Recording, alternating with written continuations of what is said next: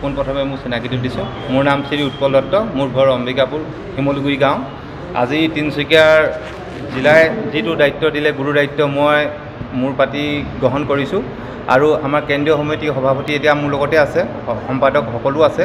কেন্দ্ৰীয় সমিতি আৰু আমাৰ জিলা সমিতিয়ে যিখন আজি আমাৰ পূৰ্ণাংগ ডিষ্ট্ৰিক্ট মানে সদৌ অসম কোচ ৰাজবংশী ছাত্ৰ সন্থাৰ আকাশুৰ তিনিচুকীয়া জিলাৰ কমিটি গঠন কৰিলে, তাৰে সাধাৰণ সম্পাদক মোক দায়িত্বটো অৰ্পণ কৰিলে। আৰু সাধাৰণ সম্পাদক দায়িত্বটো অৰ্পণ কৰাৰ কাৰণে মই ভাবিছোঁ যে আমাৰ সদৌ অসম কোচ জাতিটো কাৰণে আমি মাত মাতি যাব লাগিব। অনাগত দিনত আমি কষ্ট কৰিব লাগিব।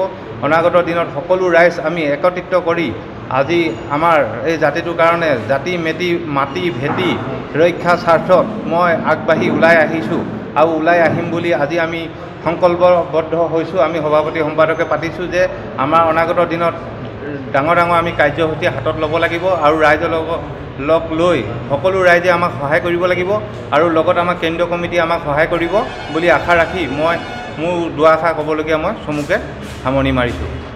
আজি ইংৰাজী 23/6/2024 তিনিচুকীয়া জিলা মাজমজিয়াৰ মাকুম চহৰত অনুষ্ঠিত হোৱা বৰ্ণমালী শইকীয়া ভৱনত সদৌ অসম কোচ ৰাজবংশী কেন্দ্ৰীয় সমিতিৰ উদ্যোগত তিনিচুকীয়া জিলা কোচ ৰাজবংশী ছাত্ৰ সন্থা সমিতিখন পূৰ্ণাংগ হিচাপে গঠন কৰা হয়। সেই সমিতিখনৰ মুখ্য সম্পাদক, বিশেষকৈ সভাপতিকে আদি কৰি আমি তেখেতলোকক আগন্তুক দিনত কোচ ৰাজবংশী জনগোষ্ঠী ভৱিষ্যতৰ কাৰণে বিভিন্ন ক্ষেত্ৰত যি আমি বঞ্চিত হৈ আছোঁ, জাতিটোৰ স্বাৰ্থত যাতে ভাৰতীয় সংবিধানৰ গণ্ডিৰ ভিতৰত থকা সুবিধাবিলাক আমি ভাৰত চৰকাৰৰ পৰা, অসম চৰকাৰৰ পৰা তৎকালীন হিচাপে আমি আজৰি আনি আমাৰ জনগোষ্ঠীৰ ৰাইজৰ শৈক্ষিক, মানসিক, স্বাস্থ্য, সাংস্কৃতিক ক্ষেত্ৰত আমি তেখেতলোকক আমি এই সমস্যাসমূহ আমি সমাধান কৰিব পাৰোঁ। তাৰ কাৰণে সদৌ অসম কোচ ৰাজবংশী ছাত্ৰ সন্থা তিনিচুকীয়া জিলা সমিতিৰ আক্ৰাছু আজি তিনিচুকীয়াবাসী ৰাইজৰ সহযোগত পূৰ্ণাংগৰূপে আজি সভাখন অনুষ্ঠিত হয়। আৰু সেই সমিতিখনৰ মুখ্য উপদেষ্টা বিশেষকৈ পবিত্ৰ শইকীয়া, নিৰূপ ডেকা, কল্পকৃত ভূঞা আদি কৰি সভাপতি হিচাপে আমি সন্মানীয় গুণবৰা ডাঙৰীয়াক সভাপতি হিচাপে আৰু প্ৰধান সম্পাদক হিচাপে শদিয়া অম্বিকাপুৰৰ শক্তিশালী আমাৰ যুৱ ব্যক্তি উৎপল দত্ত ডাঙৰীয়াক প্ৰমুখ্যে কৰি 31জনীয়া সমিতিখন আজি পূৰ্ণাংগৰূপে গঠন কৰা হয়। আৰু এই সমিতিখনে অনাগত দিনত কোচ ৰাজবংশী জাতিৰ স্বাৰ্থৰ ক্ষেত্ৰত, ভাষা ক্ষেত্ৰত যাতে সকলো ৰাইজক, সকলো সংগ্ৰামী সতীৰ্থসকলক লগত কাণত কাণ মিলাই, হাতত হাত ধৰি বিভিন্ন জাতি জনগোষ্ঠীসকলৰ লগত লৈ আমাৰ প্ৰাপ্য অধিকাৰ, ন্যায্য অধিকাৰবিলাক আমি আজৰি আনিবৰ কাৰণে আমি সক্ষম হয়। সেই গতিকে মই সদৌ অসম কোচ ৰাজবংশী ছাত্ৰ সন্থা কেন্দ্ৰীয় সমিতিৰ সভাপতিৰ তৰফৰ পৰা তেখেতলোকক দুজনলৈ আন্তৰিক শুভেচ্ছা আৰু অভিনন্দন জ্ঞাপন কৰিছোঁ। আৰু অনাগত দিনবিলাকত আমাক ভাৰত চৰকাৰ, অসম চৰকাৰে যি আমাক মাহীয়াই দৃষ্টিয়ে আমাক আজি বঞ্চিত কৰি আহিছে, আমাক বিভিন্ন সুবিধাৰ পৰা আমাক অপমানিত কৰিছে, এই সুবিধাবিলাক অতি শীঘ্ৰে 2024 চনৰ বিধানসভা নিৰ্বাচনৰ আগতেই আমাক অতি সোনকালে জনজাতিকৰণ কৰিবৰ কাৰণে আমি ভাৰত চৰকাৰ আৰু অসম চৰকাৰলৈ আমি অনুৰোধ জনাইছোঁ। এইখিনিয়ে আমি আজি এই সমিতিখনৰ পৰা আপোনালোকক ক'বলগীয়া আছে।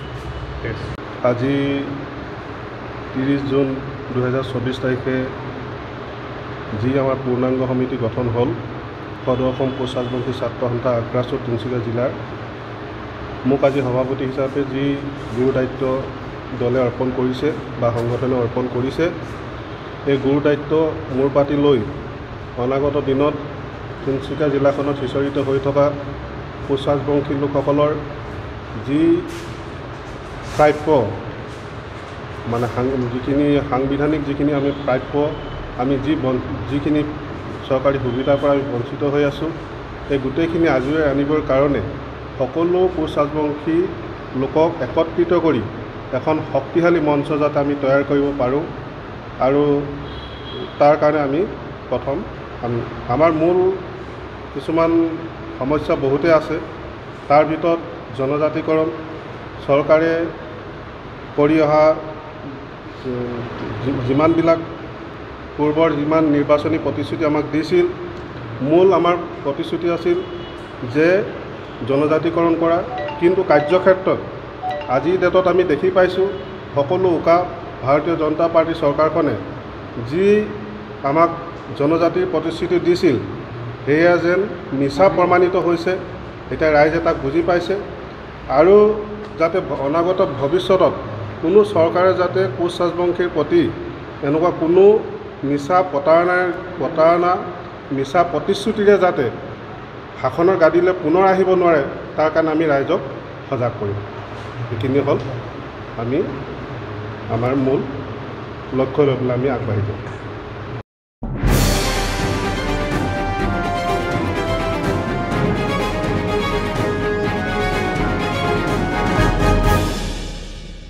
এইবেলি গৰমৰ বন্ধত আপোনাৰ শিশুটিক লৈ আনক মাদাৰ্ছ প্ৰাইড প্ৰেজেন্স মস্তি আনলিমিটেড ছামাৰ কেম্পলৈ,